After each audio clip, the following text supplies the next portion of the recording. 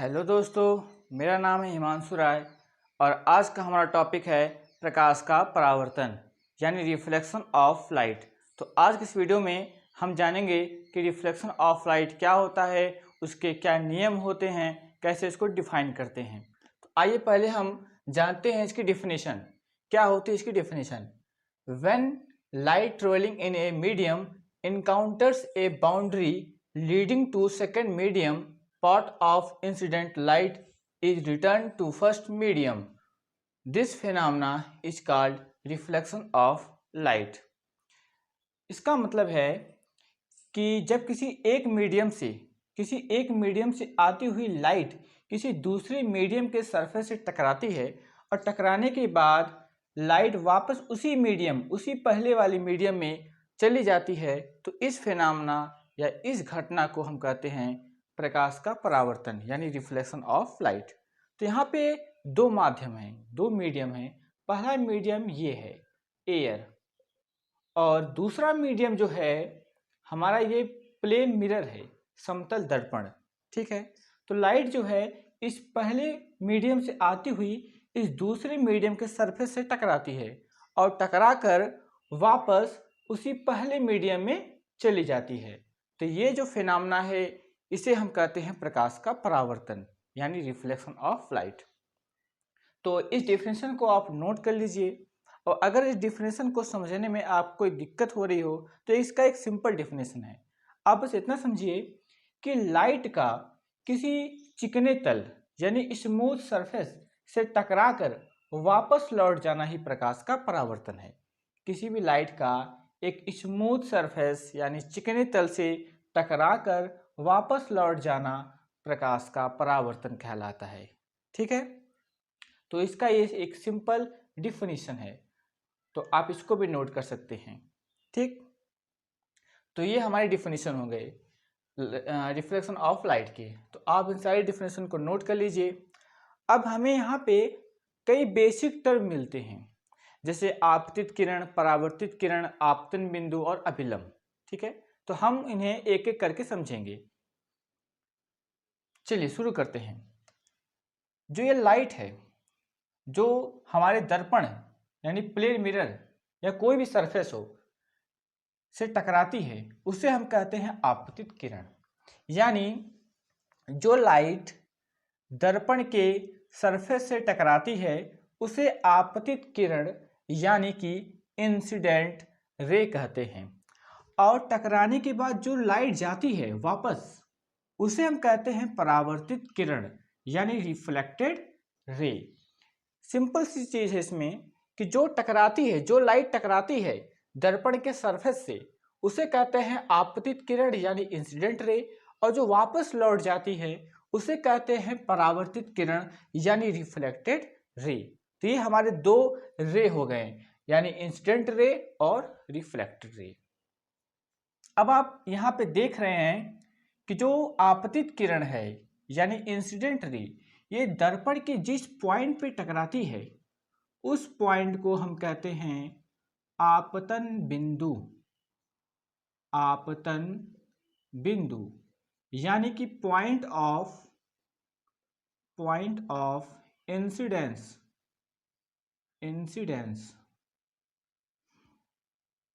ये हमारा हो गया आपतन बिंदु, पॉइंट ऑफ इंसिडेंस। और अगर इस आपतन बिंदु यानी पॉइंट ऑफ इंसिडेंस पे अगर हम कोई नॉर्मल ड्रा कर दें तो इसे कहते हैं हम अभिलंब यानी कि नॉर्मल। ठीक है, तो ये हमारा आपतित किरण हो गया, परावर्तित किरण हो गया, आपतन बिंदु हो गया और अभिलंब हो गया। तो एक बार हम फिर से रिपीट कर दे रहे हैं कि जो लाइट रेज दर्पण के सरफेस से टकराती है उसे हम आपतित किरण यानी कि इंसिडेंट रे कहते हैं, और जो वापस लौट जाती है उसे हम परावर्तित किरण यानी कि रिफ्लेक्टेड रे कहते हैं। आपतित किरण यानी इंसिडेंट रे दर्पण के जिस पॉइंट पे टकराती है उसे हम कहते हैं आपतन बिंदु यानी पॉइंट ऑफ इंसिडेंस, और आपतन बिंदु यानी पॉइंट ऑफ इंसिडेंस पे जो हम लाइन ड्रा करते हैं कुछ इस तरीके से, उसे कहते हैं अभिलंब यानी कि नॉर्मल। तो ये हमारे 4 बेसिक टर्म हो गए रिफ्लेक्शन ऑफ लाइट से रिलेटेड। तो आप इसे नोट कर लीजिए। और जैसा कि मैंने पिछले वीडियो में आपसे एक रिक्वेस्ट की है कि आप इस वीडियो को एंड तक देखिए और साथ में पेन और कॉपी लिए रहिए और हर एक पॉइंट को आप नोट करते रहिए। चलिए आप इसको नोट कर लीजिए। और ये एग्जाम में बहुत पूछता है, बहुत इंपॉर्टेंट क्वेश्चन है ये, और ये बेसिक चीजें हैं।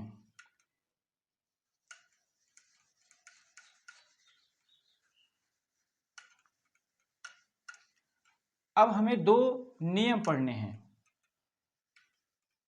सॉरी 2 चीजें हम पहले और पढ़ लें, इसके बाद हम इसके 2 नियम पढ़ेंगे।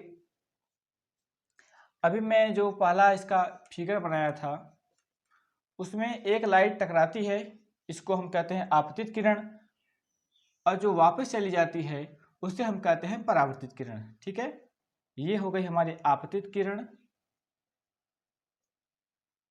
यानी इंसिडेंट रे, और ये हो गई हमारी परावर्तित किरण, और ये हमारा हो गया नॉर्मल यानी अभिलंब। यहां पे हम देख रहे हैं कि 2 एंगल बन रहा है। ये एंगल, पहला एंगल जो है वो अभिलंब और आपतित किरण के बीच बन रहा है, यानी कि नॉर्मल और इंसिडेंट रे के बीच में बन रहा है। इसे हम कहते हैं आपतन कोण यानी एंगल ऑफ इंसिडेंस, और इसको हम स्मॉल आई से रिप्रेजेंट करते हैं। ठीक है, और जो दूसरा एंगल है वो अभिलंब और परावर्तित किरण के बीच बन रहा है, यानी कि नॉर्मल और रिफ्लेक्टेड रे के बीच बन रहा है। इसको हम कहते हैं परावर्तन कोण यानी कि एंगल ऑफ रिफ्लेक्शन, और इसको हम स्मॉल आर से डिनोट करते हैं। तो ये हमारे 2 एंगल हो गए, स्मॉल आई यानी एंगल ऑफ इंसिडेंस आपतन कोण, और दूसरा एंगल हो गया एंगल ऑफ रिफ्लेक्शन यानी कि परावर्तन कोण। तो रिफ्लेक्शन ऑफ लाइट से जुड़े जितने भी बेसिक टर्म हैं हमने उन्हें एक एक करके जान गए हैं। अब इसके 2 नियम हैं। ठीक है, तो पहला नियम जो है वो हमें दिखाई दे रहा है इस फिगर में। आप देख रहे हैं कि जो आपतित किरण है, परावर्तित किरण और अभिलंब तीनों जो हैं वो एक ही तल में हैं। ठीक है, यानी कि इंसिडेंट लाइट, रिफ्लेक्टेड लाइट और नॉर्मल, ये तीनों सेम प्लेन में होते हैं, और यही रिफ्लेक्शन ऑफ लाइट का पहला रूल है, पहला नियम है। ठीक है, तो मैं बोल रहा हूं, आप इसको कॉपी में नोट कर लीजिए। ठीक है, कि आपतित किरण, परावर्तित किरण और अभिलंब तीनों एक ही तल में होते हैं। ठीक है, आप इस चीज को अपने नोट्स में लिख लीजिए। और इसका जो सेकंड लॉ है यह बहुत ही सिंपल है कि जो आपतन कोण होता है वो सदैव परावर्तन कोण के बराबर होता है, यानी angle of incidence is equal to angle of reflection, that is small i equal to small r. ठीक है, जहां पे स्मॉल आई क्या है, एंगल ऑफ इंसिडेंस यानी आपतन कोण, और स्मॉल आर क्या है, एंगल ऑफ रिफ्लेक्शन यानी परावर्तन कोण। तो हमने ये जाना कि परावर्तन के 2 नियम होते हैं। पहला नियम है कि आपतित किरण, परावर्तित किरण और अभिलंब तीनों एक ही तल में होते हैं, और दूसरा हमने पढ़ा कि आपतन कोण सदैव परावर्तन कोण के बराबर होता है, यानी कि angle of incidence is equal to angle of reflection. तो ये 2 बेसिक लॉ हैं, बहुत ही सिंपल हैं और एग्जाम पॉइंट ऑफ व्यू से वेरी इंपॉर्टेंट हैं। ठीक है, और इसका यूज जितने भी आप लाइट के चैप्टर पढ़ेंगे तो उसमें भी इसका यूज होता है। ठीक है ना, जब हम आपको प्रूफ कराएंगे F equal to r by 2, तो वहाँ पे भी इसका यूज होगा I इक्वल टू आर का। ठीक है ना, तो ये सब चीज़ें बेसिक चीज़ें हैं। ठीक है, इन्हें जानना बहुत आवश्यक है।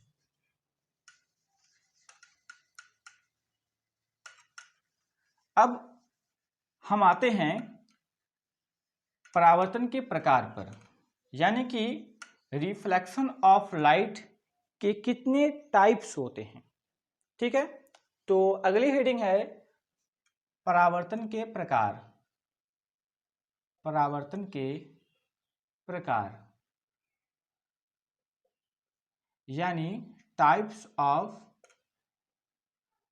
Reflection, reflection. तो अगर हम टाइप्स की बात करें तो रिफ्लेक्शन ऑफ लाइट के दो टाइप्स होते हैं, ठीक है। पहला टाइप्स जो है वो है नियमित परावर्तन, नियमित परावर्तन यानी कि रेगुलर रिफ्लेक्शन, रेगुलर रिफ्लेक्शन।